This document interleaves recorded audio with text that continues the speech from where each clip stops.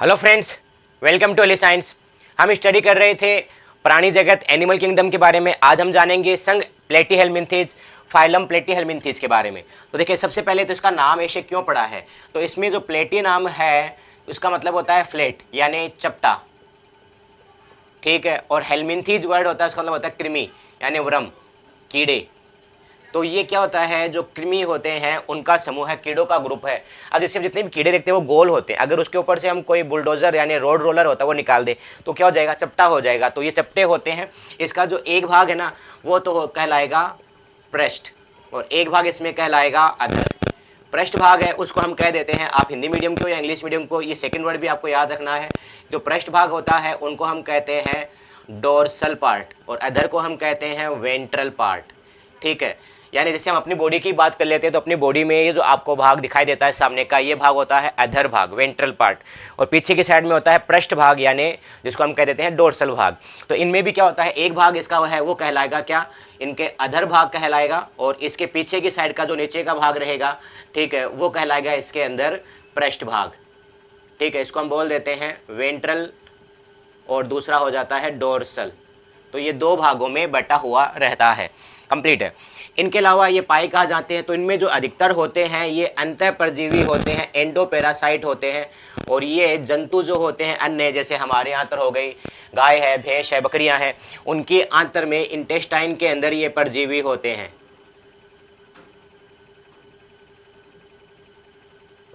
ठीक है। उनके आंतर में ये परजीवी होते हैं, लेकिन इनमें कुछ एक दो अपवाद में फ्री लिविंग हो सकते हैं, स्वतंत्र रूप से रहने वाले हो सकते हैं, स्वतंत्र जीवी हो सकते हैं इनमें, ठीक है।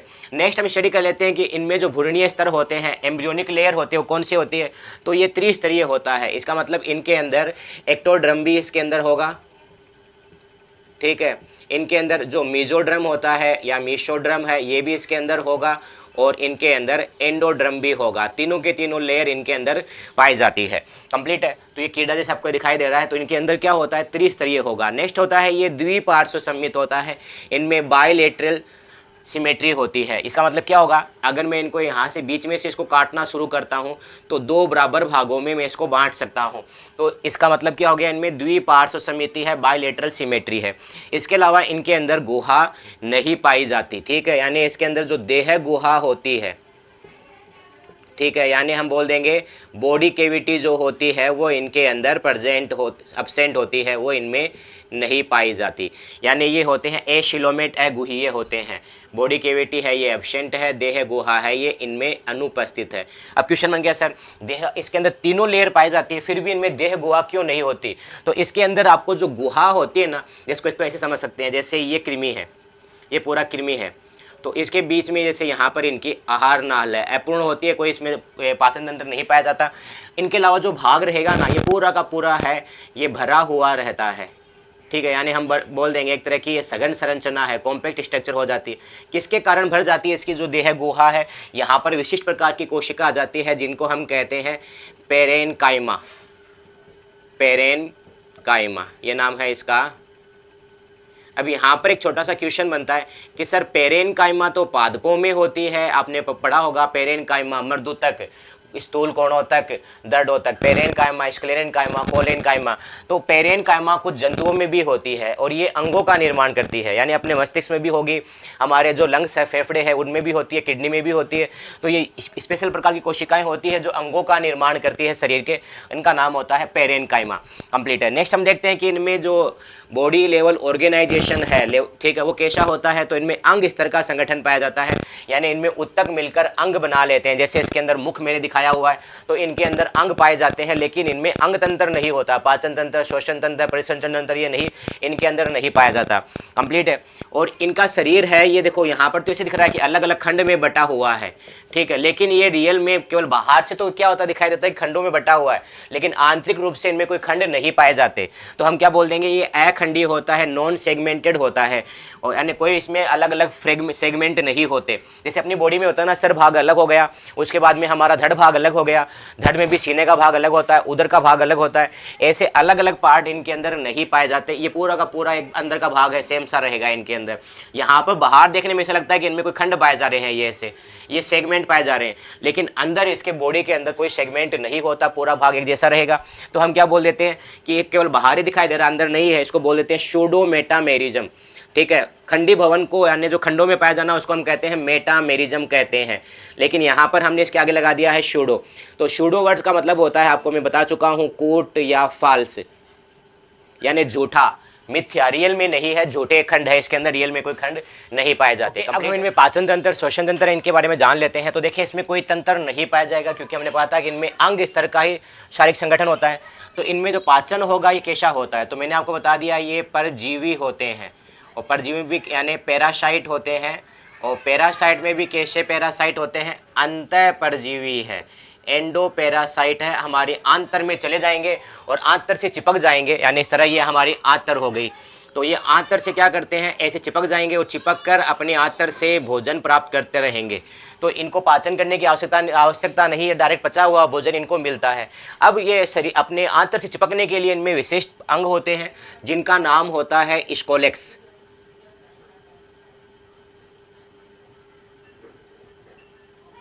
स्कोलेक्स कहते हैं, ठीक है, इंग्लिश का नाम, हिंदी का नाम भी यही है, स्कोलेक्स इनको हम कहते हैं। इन स्कोलेक्स में क्या क्या चीज़ें होती हैं, तो देखिए इसके अंदर इस तरह कंटिकाएं होती है, कंटिकाएं होती है, ठीक है, या इनको हम बोल सकते हैं अंकुश होते हैं। ये एक तरह के क्या है, अंकुश, सही वर्ड इसका रहेगा अंकुश ही, ठीक है, या हुक बोल देते हैं इनको, हुक होते हैं। ये हुक की वजह से क्या होते हैं, अपने आंतर उनके चिपक जाएंगे, ठीक है, चिपक कर बाद में ये क्या करते हैं, अपना खून है उनको चूसना शुरू करेंगे और इनके द्वारा इनको भोजन मिलना स्टार्ट हो जाता है। तो इनके अंदर जो साइड के अंदर ये जो भाग होते हैं ना, ये इनके शक्कर होते हैं, ठीक है, यानी इसके चुस्कांग होते हैं, ये भोजन को चूसने का कार्य करेंगे, ठीक है, भोजन को सब करेंगे, अपने आंतर से भोजन प्राप्त करते रहेंगे। तो इनकी इस तरह पाचन होता है। अब देखो हमारे आंतर में है, आंतर में पता है वहाँ पर एंजाइम निकलते हैं, एंजाइम स्रावित होते हैं, ये किसी भी प्रकार की कोशिकाओं का पाचन कर देते हैं। जब चिकन को, ये मटन को पचा जाते हैं तो ये क्या उनके सामने है, तो इनको तो आसानी से पचा जाएंगे। तो इसका क्यों नहीं पचा पाते, तो उसका कारण ये है कि इनकी बॉडी के ऊपर है ना इस तरह, ठीक है, एक लेयर पाई जाएगी पूरे शरीर के ऊपर, ठीक है, जो इनको सुरक्षा का काम करेगी, जो एंजाइम है उनसे बचाने का काम करेगी। और वो एंजाइम, वो लेयर है, उसका नाम क्या होता है, उसको हम कहते हैं क्यूटिकल की लेयर होती है, ठीक है। तो यहाँ से हमें पता चलता है कि इनका शरीर एक तो चपटा है, तो आसानी से ये आंतर में रह सकते हैं। दूसरा क्या होता है, इनमें क्यूटिकल की लेयर पाई जाती है जो इनको एंजाइम से सुरक्षा प्रदान करेगी। इन दोनों की वजह से हम कह सकते हैं कि ये क्या होते हैं, परजीवी होते हैं। कंप्लीट है। अब हम देखते हैं कि इनमें श्वसन होता है या परिसंचरण तंत्र होता है क्या, तो दोनों के दोनों तंत्र इनमें अनुपस्थित होते हैं। न तो इनमें श्वसन तंत्र होता है न परिसंचरण तंत्र होता है, दोनों के दोनों क्या होते हैं, इनमें अनुपस्थित है, यानी हम बोल देंगे एब्सेंट है। कंप्लीट है। अब ये नहीं पाए जा रहे तो इनमें श्वसन कैसे होगा, बगैर श्वसन के तो कोई भी जीव है जीवित नहीं रह सकता। जैसे हम बात करते हैं बैक्टीरिया की, वो भी, उनमें भी श्वसन होता है। उनमें भी आपको बताया था मैंने, दो प्रकार का श्वसन हो सकता है, वायवीय या अवायवीय, एरोबिक और एनारोबिक, ठीक है, एरोबिक और एनारोबिक दो टाइप का रेस्पिरेशन होता है। तो इनमें फिर श्वसन कैसे होगा, इनमें ऊर्जा की प्राप्ति कैसे होगी, तो इनके अंदर भी अवायवीय श्वसन होता है, क्योंकि अपने आंतर तक है ना ऑक्सीजन पहुंच ही नहीं पाएगी, तो इनको ऑक्सीजन कहाँ से मिलेगी। तो इस तरह इनमें क्या होगा, अवायवीय श्वसन होता है। हम बोल देते हैं इनमें एनारोबिक रेस्पिरेशन होता है।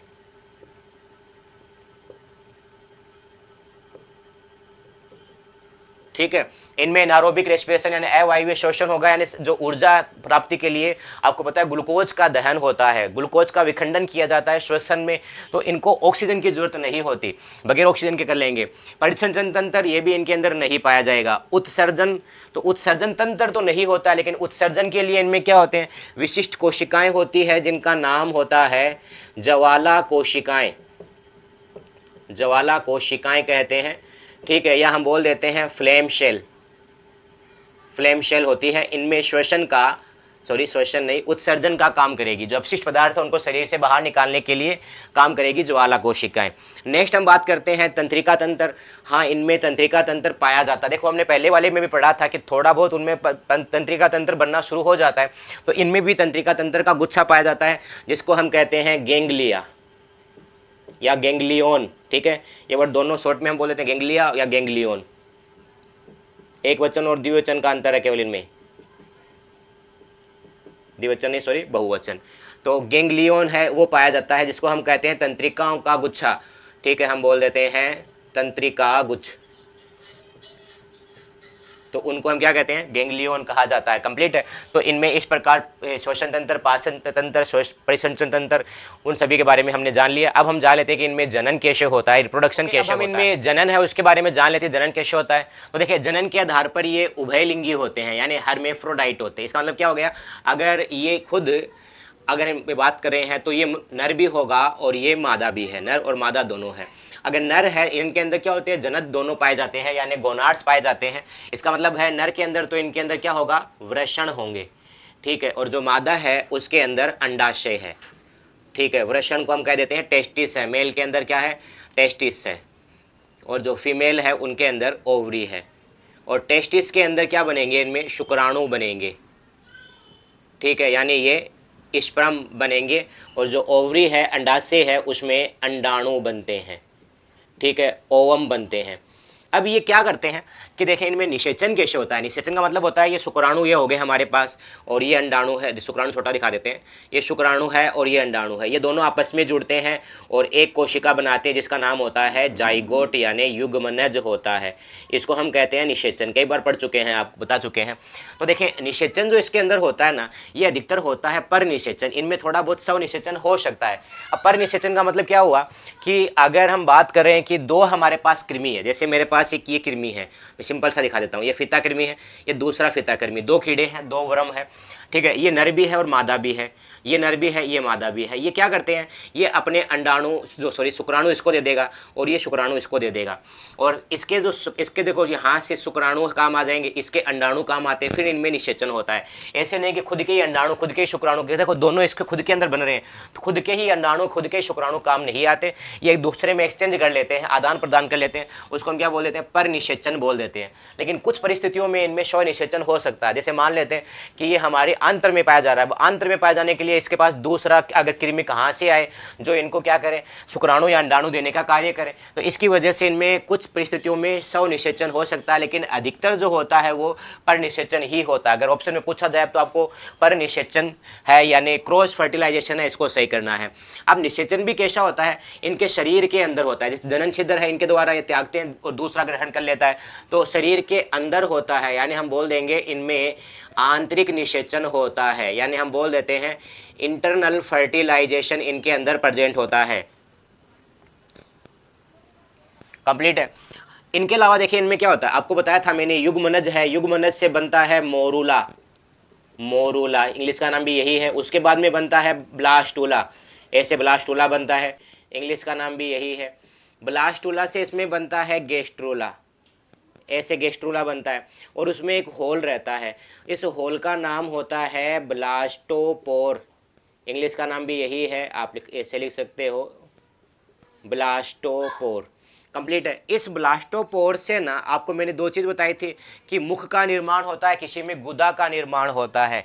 तो ये प्रोटोस्टोमिया है, इसका मतलब इनमें क्या बनेगा, इनसे मुख का निर्माण होगा, इनमें माउथ है वो बनेगा। कंप्लीट है। ओके, नेक्स्ट हम इसमें स्टडी कर लेते हैं कि इन वर्धन होता है वो कैसा होता है, यानी डेवलपमेंट कैसा होता है। डेवलपमेंट यानी डेवलपमेंट क्या हो गया, ये भ्रूण है, ये आगे चलकर ये डायरेक्ट क्या सजीव बना लेगा, बीच में कोई लार्वा बनेगा या नहीं बनेगा। तो इनमें परिवर्धन होता है, ये अप्रत्यक्ष टाइप का होता है, यानी हम बोल देते हैं इनडायरेक्ट होता है, डायरेक्ट नहीं होगा। इसका मतलब इनमें लार्वा बनेगा। ठीक है, अब लार्वा बनेगा तो लार्वे का नाम क्या हुआ, तो देखिए इसमें लार्वा अलग अलग टाइप का बनता है, तो मैं आपको यहाँ नहीं बताएंगे, पहले हम इसका क्लासिफिकेशन पढ़ेंगे कि इनको अलग अलग वर्गों में बांटा जाएगा, फिर वर्ग है उनका अलग अलग लार्वा होगा, तो उनके बारे में जब आपको बताएंगे तब इसके बारे में बताएंगे कि इनमें कौन कौन सा लार्वा होता है। तो ये हो गया इनमें निषेचन और इनके अंदर जनन। अगले हम देख लेते हैं कि इनमें क्लासिफिकेशन, इनका वर्गीकरण कैसे किया गया है।